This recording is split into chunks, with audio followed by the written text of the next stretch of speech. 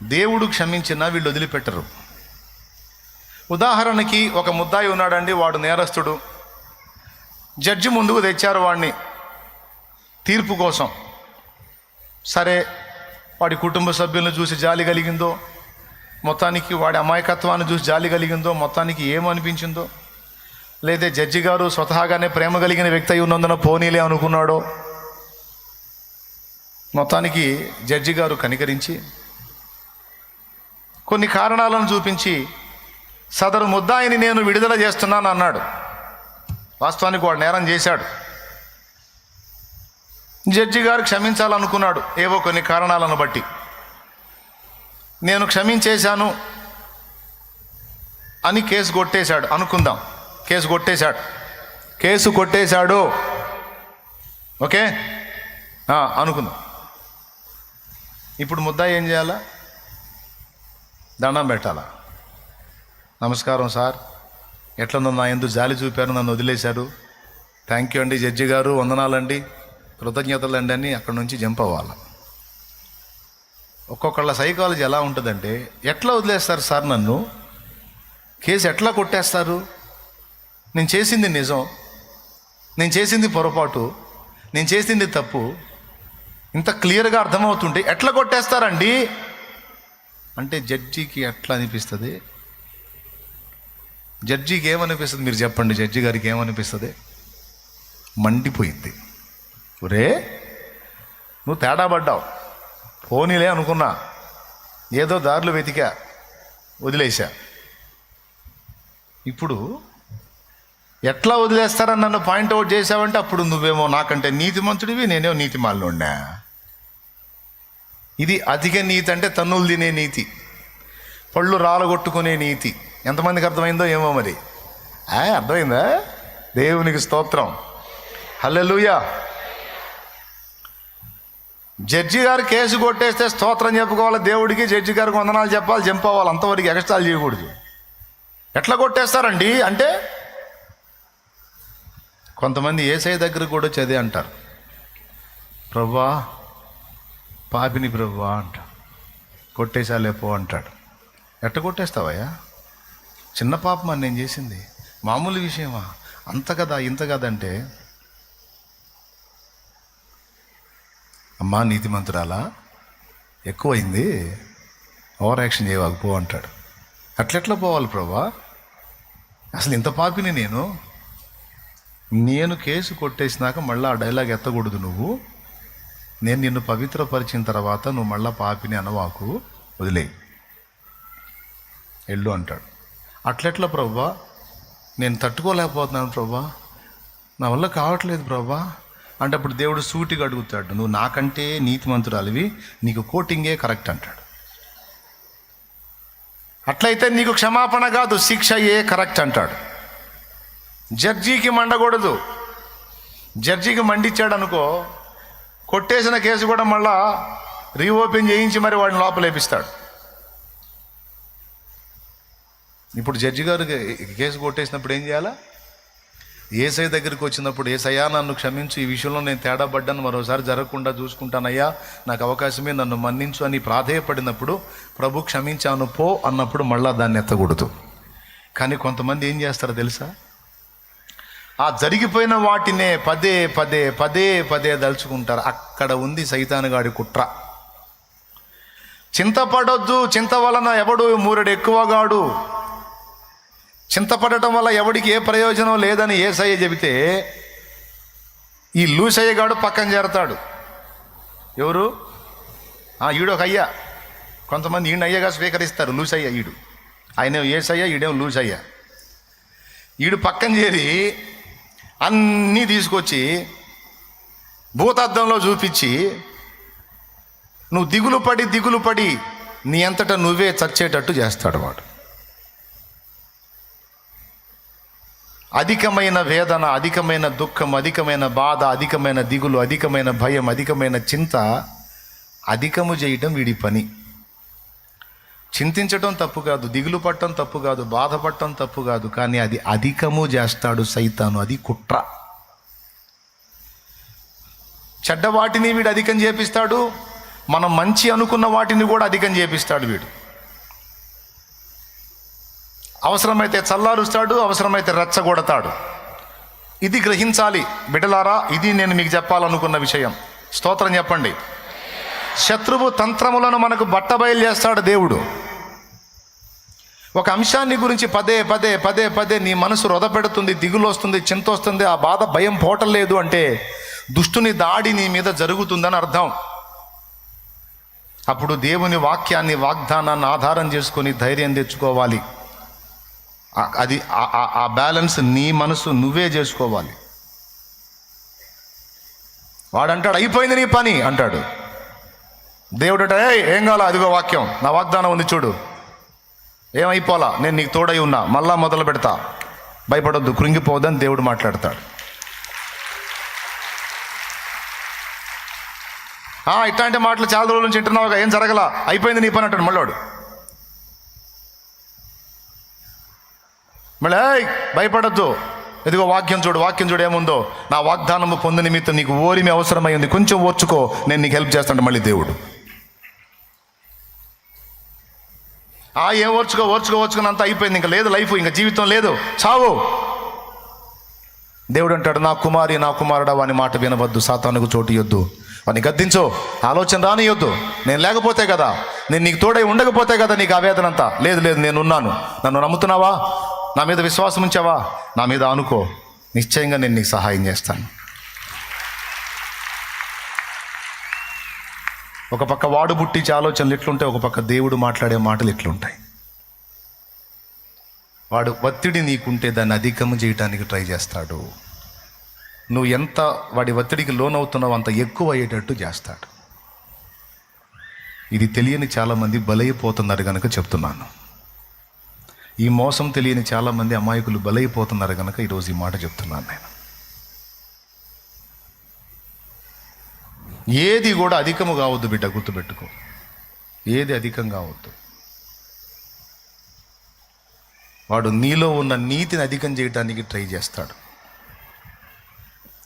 అధిక నీతి, ఎంత అధిక నీతి అంటే దేవుడు క్షమించి వదిలేసిన తప్పులను కూడా పదే పదే నీ జ్ఞాపకాలుగా తెస్తాడు. వాడు తెచ్చి వాటిని గురించి నువ్వు దిగులు పడేటట్టు, కృంగిపోయేటట్టు, కుమిలిపోయేటట్టు, రోగిపోయేటట్టు, నాశనం అయ్యేటట్టు చేస్తాడు. దానికి కారణం అధిక నీతి, అధిక పశ్చాత్తాపం అంటారు. పశ్చాత్తాపం అవసరమే. అధిక పశ్చాత్తాపం అంటే ఏంటో తెలుసా? దేవుడు వదిలేసినా నువ్వు వదలవు. అప్పటి గురించి మాట్లాడుతూ ఉంటావు, జరిగిపోయిన కథ గురించి, అప్పుడు అలా జరగకుండా ఉండాల్సింది, అప్పుడు అలా పద్దాకలు అప్పుడు ఒరే నీ అప్పుడు దాటి వచ్చావు నాయనా, అయిపోయింది, అప్పుడు కలిసిపోయింది, ఇప్పుడు సంగతి ఏంది, రేపు సంగతి ఏంది చూసుకోమని దేవుడు మాట్లాడుతుంటే కదిలితే అప్పుడు అని కొంతమంది అప్పుడు జరిగిన విషయాల్లోనే అప్పట్లోనే బతుకుతూ ఉంటారు. దేవుడు రద్దు చేసిన వాటిని మళ్ళా తిరగదవ్వుకొని అనవసరంగా శిక్ష తమ మీదకి తెచ్చుకునే అల్పజ్ఞులు చాలామంది ఉన్నారు. అందుకు చెప్తున్నాను నేను, దేవుని కంటే నీవు నీతిమంతుడివా, నీతిమంతురాలివా? కాదు కదా. దేవుడు క్షమించానన్న తర్వాత మళ్ళీ ఎత్తొచ్చా? దేవుని ముందు ఒకసారి ఒప్పుకున్న తప్పుని క్షమాపణ పొందిన తర్వాత మళ్ళా అది దేవుడు క్షమించలేదు అనుకోవచ్చా? అలా అనుకుంటే అవిశ్వాసం. అది నేను ఒప్పుకున్నాను యథార్థంగా నా దేవుని ముందు, నా దేవుడు క్షమించాడని నమ్మటమే విశ్వాసం. క్షమాపణ పొందానన్న నిశ్చయిత కలిగి సరి చేసుకో, మరలా పొరపాటు జరగకుండా నీ వంతు కష్టం నువ్వు చేయి, నీతిగా బతకడానికి ప్రయత్నం చేయి. అంతేగాని గడిచిపోయినటువంటి కాలాల్లో జరిగిన వైఫల్యాలను మళ్ళా తలంచుకొని నువ్వెందుకు కృంగిపోతావు? దేవుని కంటే నీతిమంతురాలుగా నువ్వెందుకు ఓవర్ యాక్షన్ చేస్తావు? ఇట్లాంటి వాళ్ళు ఉన్నారా లేరా? గత కాలంలో జరిగిన తప్పుల్ని పదే పదే తలుచుకొని వేదన పడేవాళ్ళు ఉన్నారా లేరా? ఉంటే చేతులు ఎత్తొచ్చు. ఉన్నారా? ఉన్నోళ్ళు దిద్దుకోండి, ఇంకా భయపడకండి, వదిలేసేయండి. దేవుని ముందు ఒప్పుకున్నావా, సరిదిద్దుకున్నావా, క్షమాపణ కోరుకున్నావా? క్షమించాడని నమ్మకపోతే అవిశ్వాసం, క్షమించాడు అని నమ్మితే విశ్వాసం, క్షమించాడని నమ్మితే వదిలేయటమే విశ్వాసం. దేవుని ముందు చెప్పావు, అయిపోయింది, ఇంక అంతటితో క్లోజ్, ఇక దాన్ని మళ్ళీ ఎత్తడానికి లేదు. హన్న దేవుని ముందు ప్రార్థన చేసింది. దేవుని సన్నిధిలో దేవుని సేవకుడి ద్వారా ఒక మాట వచ్చింది. అప్పటిదాకా హన్నా ముఖం ఎప్పుడన్నా చూడు ఏడుపు కొట్టు ముఖమే. ఆమెకు ఒక టైటిల్ ఉంది, దుఃఖముఖి. అంటే ఏడుపు కొట్టు ముఖం కలిగింది. ఆమె భర్త ఎప్పుడొచ్చినా సరే ఏమో ఏడుపు సీన్లోనే ఉంటుంది. అయితే దేవుని వాక్యం ఏం చెప్పిందో తెలుసా? దేవుని సన్నిధికి వెళ్ళి ప్రార్థనలో హృదయం అంతా కుమ్మరించి దేవుని అడిగినప్పుడు, దైవజనుని ద్వారా దేవుడు ఒక వాగ్దానాన్ని పంపినప్పుడు హన్నా దాన్ని విశ్వసించినందున నాట నుండి హన్నా దుఃఖముఖిగా ఉండుట మానెను అని రాస్తుంది. ఆ రోజు నుంచి ఇక ఆమె దుఃఖముఖిగా ఉండుట మానిందట. ఏది, కొడుకు పుట్టినాక మానిందా, జస్ట్ వాగ్దానాన్ని నమ్మి మానిందా? అది పాపం విషయంలోనైనా అంతే, నీ ప్రార్థన జవాబు విషయంలోనైనా అంతే.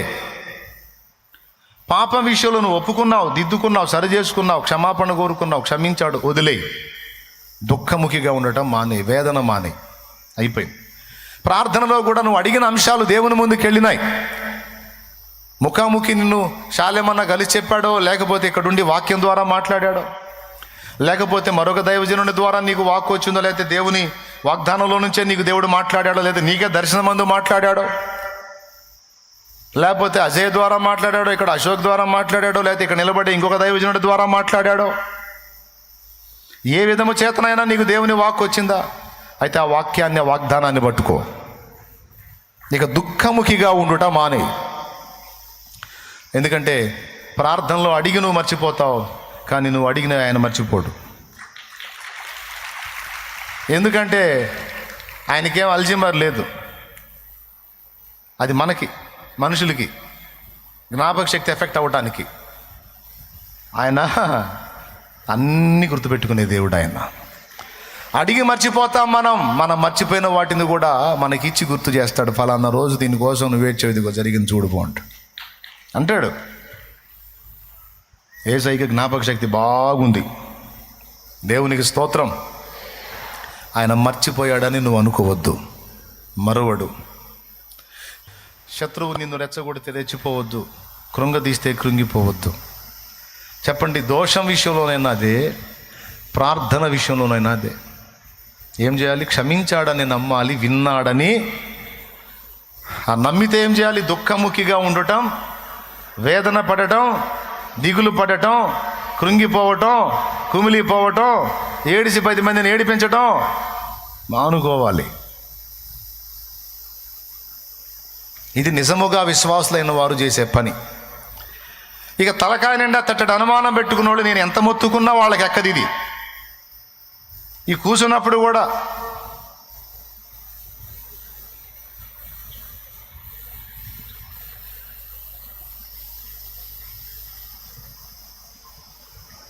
ఈ ఫీలింగ్ అంతా ఇంత తగలబడిద్ది. అంటే ఏం తెలుసు ఆ ఫీలింగ్ అర్థం? ఏందో వచ్చాము చెబుతున్నాడు, మీ కర్మ, నేనేం చేసేది? అనుభవించండి. మరికి చేసింది మూతులు తిప్పకపోతే ముక్కులు తిప్పవు. ఇక తిప్పు, ఏం తిప్పుతావు? నీ తలకాయ తిప్పు, పోతావు. అది కాదు చేయాల్సింది. దేవా నీకు స్తోత్రం, నీవు నాతో మాట్లాడినందుకు. హృదయపూర్వకంగా ఈ మాట నేను తీసుకుంటున్నాను ప్రభువా. నన్ను క్షమించినందుకు నీకు వందనాలు. ప్రార్థన గైకొన్నందుకు నీకు స్తోత్రాలు. సమాధానం ఇచ్చినందుకు నీకు స్తోత్రం. దుఃఖముఖిగా ఉండటం మానింది, దేవుల్లో ఆనందించడం మొదలుపెట్టింది. సంవత్సరానికల్లా వాగ్దానం నెరవేరింది. రాజులను శాసించే ప్రవక్త అయిన సమూయేలు పుట్టాడు హన్నాకి. కొడుకును అడిగింది, ప్రవక్తను అడగలా. ఏమడిగింది? కొడుకును అడిగింది. అయ్యా గొడ్రాలు గొడ్రాలు గొడ్రాలు అంటున్నారయ్యా. ఆమె గొడ్రాలు కాదు, ఆమె కూడా సంతానవతి అనిపించుకోవాలయ్యా. ఒక బిడ్డనివ్వమని మొదట అడిగింది. తర్వాత ఒక కొడుకునివ్వవయ్యా, నీకే ఇస్తాను అడిగింది. ప్రవక్తని అయ్యా అనలా, పండితుణ్ణి అయ్యా అనలా, పెద్ద యోధుణ్ణి అయ్యా, రాజుని అయ్యా అని అడగల. కొడుకుని అయ్యా నీకే ఇస్తానంది. దేవుడు తనెంతో ప్రేమించి ఇష్టపడే ప్రవక్త యగు సమూయేలుని ఆమె కడుపును పుట్టించాడు.